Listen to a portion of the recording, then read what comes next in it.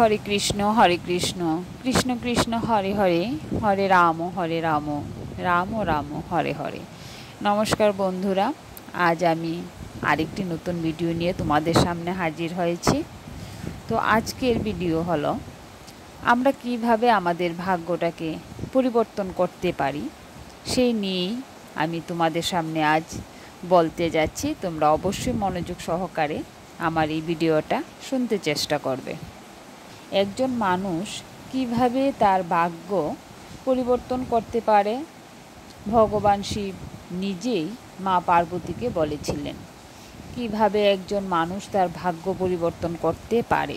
আপনি যদি কোনো কাজে সঠিক ফলাফল না পান এবং কঠোর পরিশ্রম করেও আপনার পরিশ্রম সফল না হয়, কোনো কাজ শুরু করার আগেই কাজটি নষ্ট হয়ে যায়, তাহলে এই গল্পটি অবশ্যই আপনার জন্য। এই গল্পটি খুব মনোযোগ দিয়ে শুনতে চেষ্টা করবেন। একবার ভগবান শিব এবং মা পার্বতী একসাথে বসেছিলেন। তখন মা পার্বতী ভগবান শিবকে বললেন, হে প্রভু, আমার মনে একটি প্রশ্ন চলছে, দয়া করে আমার সেই প্রশ্নের উত্তর দিন এবং আমার কৌতূহল মেটান। তখন ভগবান শিব বললেন, দেবী, আপনার মনে কি প্রশ্ন ঘুরপাক খাচ্ছে আমাকে বলুন, আমি অবশ্যই সেই প্রশ্নের উত্তর দেব। তখন মা পার্বতী বললেন, একজন মানুষ কিভাবে তার ভাগ্য পরিবর্তন করতে পারে? তার জীবনে যদি কোনো দুঃখ থাকে তাহলে সে তা কিভাবে দূর করবে? যদি তার ভাগ্য তার সহায় না হয় তাহলে কোন কাজ করলে তার ভাগ্য তাকে সমর্থন করা শুরু করবে? তখন ভগবান শিব মাতা পার্বতীকে বললেন, হে দেবী, আজ আপনি একটি খুব ভালো এবং খুব একটা গুরুত্বপূর্ণ প্রশ্ন করেছেন, কারণ এর উত্তর সমগ্র মানবজাতির কল্যাণ বয়ে আনবে। আমি এই প্রশ্নের উত্তর একটি গল্পের মাধ্যমে শোনাব। আপনি এই গল্পটি মনোযোগ দিয়ে শুনুন। এই গল্পে আপনার সমস্ত প্রশ্নের উত্তর পাবেন। তখন মা পার্বতী বললেন, আপনি গল্পটি বলুন, আমি অবশ্যই গল্পটি মন দিয়ে শুনব। তখন ভগবান শিব বললেন, একবার ভগবান বিষ্ণু আর মা লক্ষ্মী সাধুর ছদ্মবেশে বেড়াতে গিয়েছিলেন মর্তলোকে। তখন তারা দেখলেন রাস্তার পাশে একজন ব্যক্তি তার স্ত্রীর সাথে বসে কাঁদছে। তখন তারা তার কাছে গিয়ে বলল, তুমি কে? এই নির্জন ঘন জঙ্গলে বসে কাঁদছো কেন? ভগবান বিষ্ণুর কথা শুনে লোকটির কান্না কিছুটা কমে গেল এবং বললেন, মহারাজ, আমি পাশের গ্রামের বসবাসকারী একজন দুর্ভাগা ব্যবসায়ী। আমি যে কাজই করি না কেন সেই কাজ বিগড়ে যায়। এই চক্করে আমি আমার স্ত্রীর সমস্ত গয়না ও অলংকার বিক্রি করে দিয়েছি। আমি আমার পরিবারকেও হারিয়েছি। আমার ঘরও বন্ধক পড়ে আছে। আমার মনে হয় আমি আর কোনো কাজের নেই। আমার ভাগ্য খুবই খারাপ। সেই ব্যক্তির কথা শুনে ভগবান বিষ্ণু বললেন, কে বলেছে তোমার ভাগ্য খারাপ? আমি একটু শুনি, তোমার ভাগ্যে কি খারাপ আছে? তখন লোকটি বলল, মহারাজ, আগে আমি চাষ করতাম, কিন্তু প্রতি বছরই ক্ষতি হতো। কখনো খরা হতো, আবার কখনো বাড়তি বৃষ্টি হতো। অতিরিক্ত বৃষ্টির কারণে পুরো ফসল নষ্ট হয়ে যেত। এতে বিরক্ত হয়ে আমি তখন ব্যবসা করার সিদ্ধান্ত নিয়েছিলাম। সেই সময় আমার কাছে টাকা ছিল না, তাই আমি আমার স্ত্রীর সমস্ত গহনা বিক্রি করে সে টাকা পেয়েছিলাম। সেই টাকা দিয়ে ব্যবসা শুরু করেছিলাম। যখন ব্যবসা চলল না, তখন শুরুতে পরিবারের লোকজন আমার সাথ দিয়েছিল, কিন্তু যখন আরও লোকসান হলো তখন আমার পরিবার আমার থেকে দূরে সরে গেল। কিন্তু মহারাজ, আমি তো আমার পরিবারের জন্য এসব করেছিলাম, কিন্তু এখন তারা আমাকে দেখলে মুখ ফিরিয়ে নেয়। তারা পরিবারের দুর্দশার জন্য আমাকেই দায়ী করে। আমার একজন বন্ধু আমার সাথে, সে তার ব্যবসা শুরু করেছিল। তার ব্যবসা এখন ভালো চলছে। যখনই সে বাড়িতে আসে, সে আমাকে তার সাফল্যের গল্প শোনাতে শুরু করে। আর তার কথা শুনে আমার পরিবার আমাকে বলে, তোমার বন্ধুকে দেখো, আর তার কাছ থেকে শেখো। আমাদের মনে হয় তোমার দ্বারা কিচ্ছু হবে না। মহারাজ এই লোকদের কথা শুনে আমিও অনুভব করতে শুরু করেছি যে আমার জীবনে বোধহয় আর কিছুই হবে না। মাঝে মাঝে মনে চিন্তা আসে, আমার জীবন শেষ করে দেওয়া উচিত। এই উদ্দেশ্য নিয়েই আমি এখানে এসেছিলাম, কিন্তু সাহস করতে পারলাম না। সেজন্য একান্তে স্ত্রীর সাথে বসে কান্না করছিলাম। তখন ভগবান বিষ্ণু বলতে লাগলো, তাহলে এই ব্যাপার, আপনি কি এটা ছাড়া আর কিছু বলতে চান? মহারাজ, প্রথমত আমার কাজ নষ্ট হয়ে যায়, এবং দ্বিতীয়ত আমার বন্ধু আমাকে সর্বক্ষণ ছোট করার চেষ্টা করে, আমাকে অপমান করে। আমি বুঝতে পারছি না এই পরিস্থিতিতে আমার কি করা উচিত আর কি করা উচিত নয়। কথা শুনে ভগবান বিষ্ণু বললেন, তুমি কি সত্যিই তোমার বন্ধুর কথা শুনে দুঃখ পাও? সে বলল, হ্যাঁ, আমি বন্ধুর কথা শুনে অনেক দুঃখ পাই।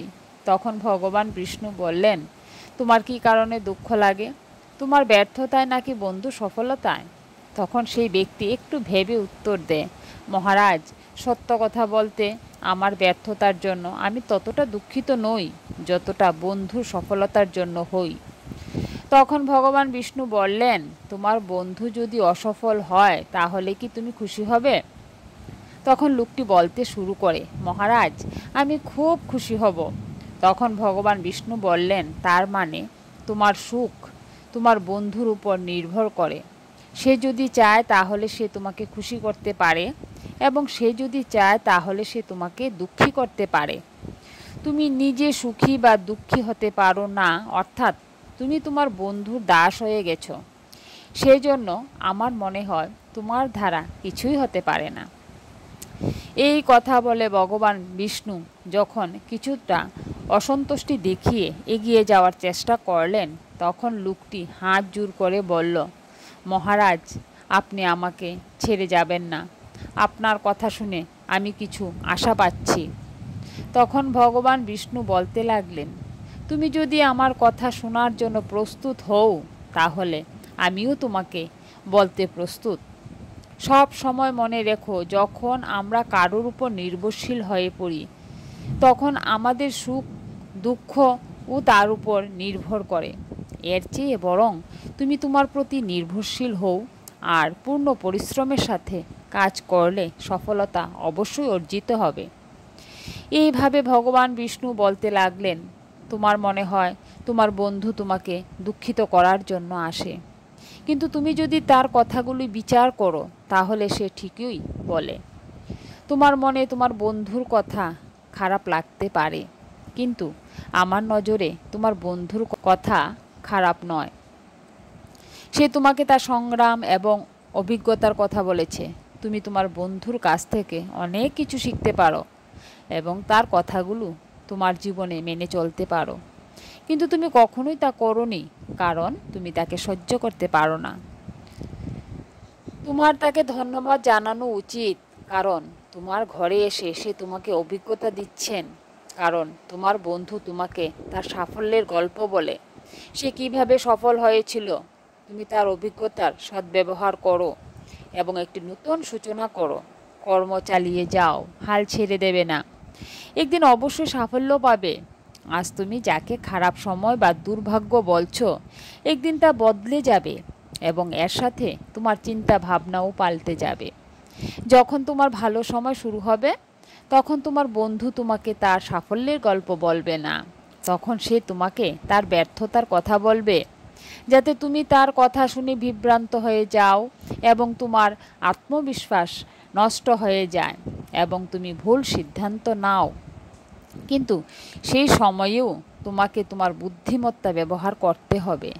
যেমন তোমার বন্ধুটি আজ তোমাকে দুঃখ দিতে আসে, ঠিক সেভাবে সেই সময়েও সে তোমাকে দুঃখ দিতে আসবে, কারণ তাকে দুঃখী দেখে তুমি যেমন মজা পাও, ঠিক একইভাবে তিনিও তোমাকে দুঃখিত দেখে আনন্দ পায়।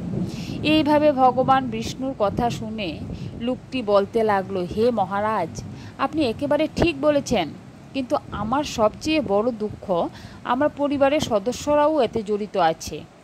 বাস্তবে আমি আমার পরিবারের জন্য ভালো করতে চাই, কিন্তু তারা আমার কথা বুঝতে প্রস্তুত নয়।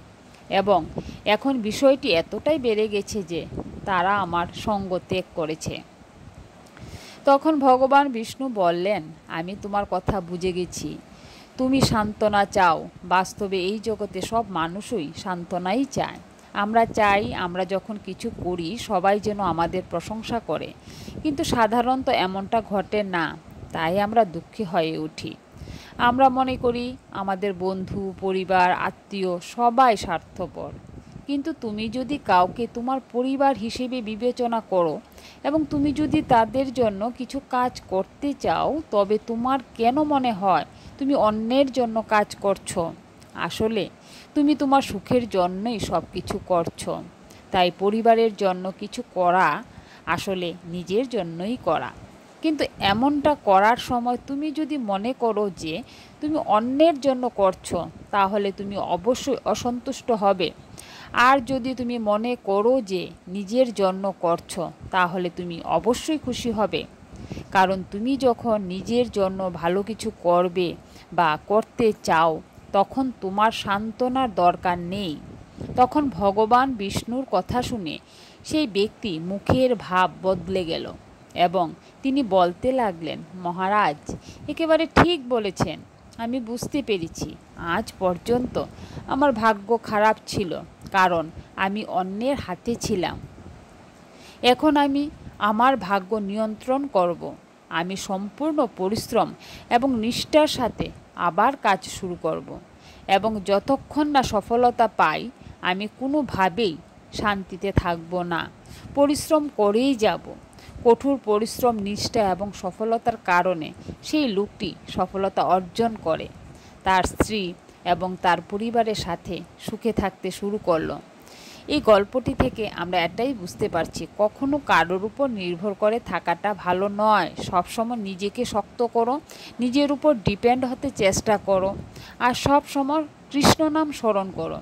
অবশ্যই কৃষ্ণ তোমাদেরকে সে সঠিক ঠিকানায় নিয়ে যাবে। কখনো কারোর উপর নির্ভর করে চলাটা একদমই ঠিক না, তাহলে তুমি পরনির্ভরশীল মানুষে পরিণত হবে।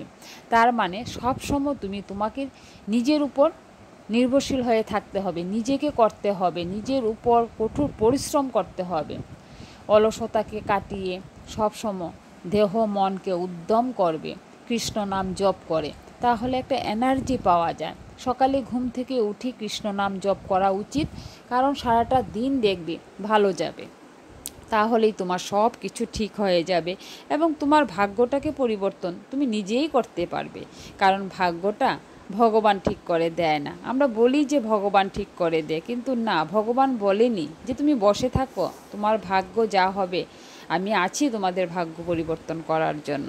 তাই বলছি যে ভগবান কিছু করে না, ভগবান বলে তোমরা পরিশ্রম করে যাও, আমি আছি তোমাদের সাথে। তাই সকালে উঠে সারাদিন যখনই সময় পাবে সবসময় কৃষ্ণ নাম স্মরণ করতে চেষ্টা করবে, নিশ্চয়ই তোমরা সেই ঠিকানা খুঁজে পাবে। নমস্কার বন্ধুরা, হরে কৃষ্ণ কৃষ্ণ কৃষ্ণ হরে হরে, হরে রাম রাম রাম হরে হরে।